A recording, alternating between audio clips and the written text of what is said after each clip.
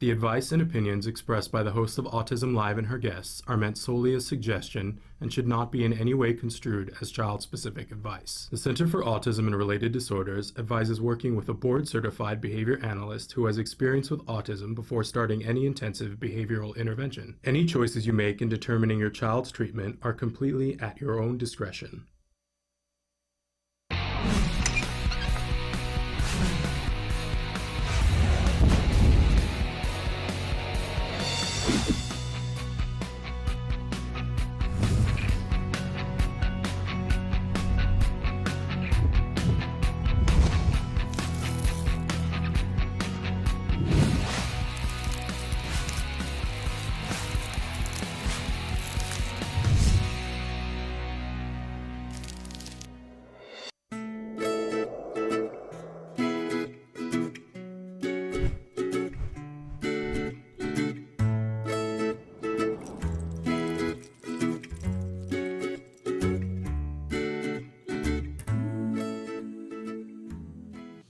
And good morning and welcome to Let's Talk Autism with Shannon and Nancy. I'm Nancy Allspaw Jackson. And I'm Shannon Penrod. Good morning, friend. Thrilled to be here with you good on to this see you.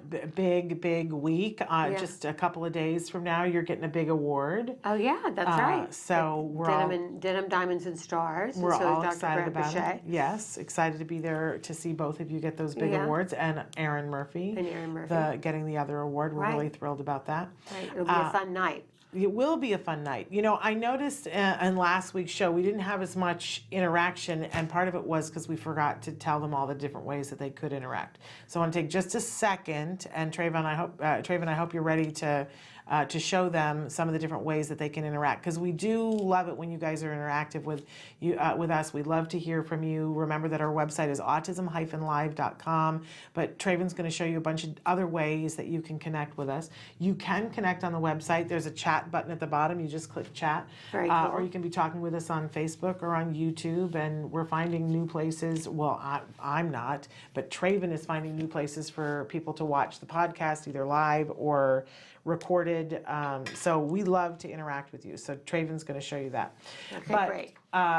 While we're doing that, we can go ahead and let you guys know we got a great show for you here today. We're having back a guest. I don't know if you were here the last time Melanie was here. So Melanie Gertzman is going to be joining us later on, and she's a remarkable young woman. Like, you know, sometimes, do you ever like look at people and go, oh, if I had it to do over again, like that, what you're doing sounds exciting to me. If I were young, I wished I'd had time to go and do. Right. So she is one of the co-founders and now the executive director of the Blue Laces Theater Company, which does interactive theater for individuals on the autism spectrum in a way that is epic. That's fantastic. In New York. So a really thrilling thing. So we're excited that we're going to be talking with her later. But first, we have a bunch of news. Yeah, there's a lot of in the news. Yeah, it's almost like it's April. Like there's so much autism news right now. Right. We didn't have a chance to cover it earlier in the week, but most of you probably know by now. We covered a story last week about the Autism Cares Act of 2019, and it was signed into law by President Trump just a couple of days ago. Yes, and that's, you know, we were all fairly certain that he would sign it, and he did, and that's good news.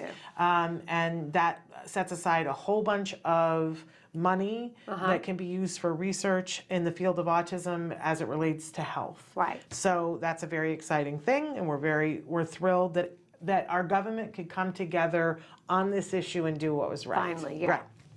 Right.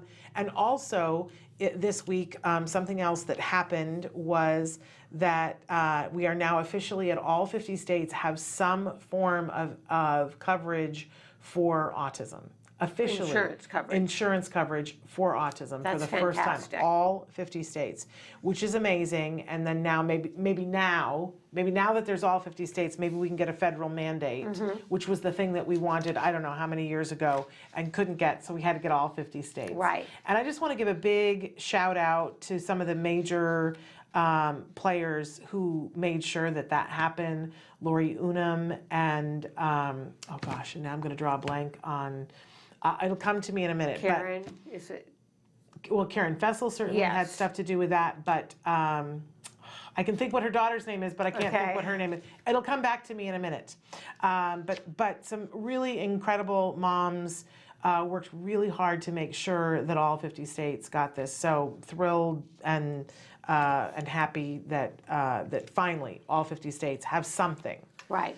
It's not equal and even, but everybody Right, has but they have something. something. Okay, so, and then other in the news. A test for autism fails major hurdle. We need to work a lot harder to develop screening tools for autism.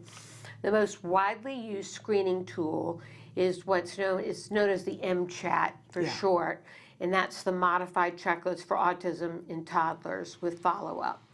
Now, this is where parents answer questions. Yeah. But it's a very, this is when you're at the pediatrician, the pediatrician will ask you questions. And the parent answers. And the parent answers. But they're saying, and this, we pulled this from Newsweek, although everybody was covering it this week. They're saying that recently at the Children's Hospital of Philadelphia network, they took a look at this and found that it really wasn't as effective as all of us have been led to believe that it is, that it wasn't really accurate in predicting which children had autism, that there were false positives, and that a lot of children were missed, because then they charted if these children later on were diagnosed with autism. So I think that that's something really important for all of us to be looking at. Right. You know, we both had the experience of going to the pediatrician and the first time not getting the diagnosis. Right. And both of our children ended up being on the autism spectrum. I don't recall my doctor ever doing the MCHAT with me. I don't know whether it's the MCHAT or there's another one. I remember that I was asked questions. I remember that one of the things that they asked him was to point at the light. I don't remember, so I don't know which one that is in, but we did not get a diagnosis. Right. And so, you know, I just was talking to a mom the other day whose child has finally gotten a diagnosis, and she was beating herself up and saying, How I old cannot is her believe. child? I want to say that this child was 8. And the mom was beating herself up. But the child's verbal, and the child has a lot of skills. And she was like, I really have blown this. And I said to her, I just want you to know that almost all of us, there's a period of time in which we were told no, and then it took us that much longer. And it's a different amount of time for everybody. So, you know, I want to say to anybody who's out there who's come here investigating and saying, I think my child might be on the spectrum, keep after and go to a different doctor because that's what we all found worked eventually. But listen to your gut, first of all, but also don't beat yourself up. Like, I don't have a degree in this. Right. And I don't now. I certainly didn't then. Right. It's hard for How us are we to know as supposed to know? parents. Yeah, we can't put, the onus isn't completely on the parent, and it's very easy to miss the signs. It is very easy. Or the signs are there and you're not aware of them. You know, that happens just a lot. But it's also easy to go and have the pediatrician poo-poo you. Or say, you know, in your case, you know, look at him and go, oh, I don't think it's really autism. So we're going to, but there's definitely something going on. So we'll say PDD-NOS. Right. Which stands for pervasive developmental disorder not otherwise specified, but we always, inside autism, say pediatrician didn't diagnose. Right? So, and no services available as a result, right? That's what it stands for. So, you know, this just calls it more into question for me. Yeah. They need a better way of screening, without a doubt. Yeah.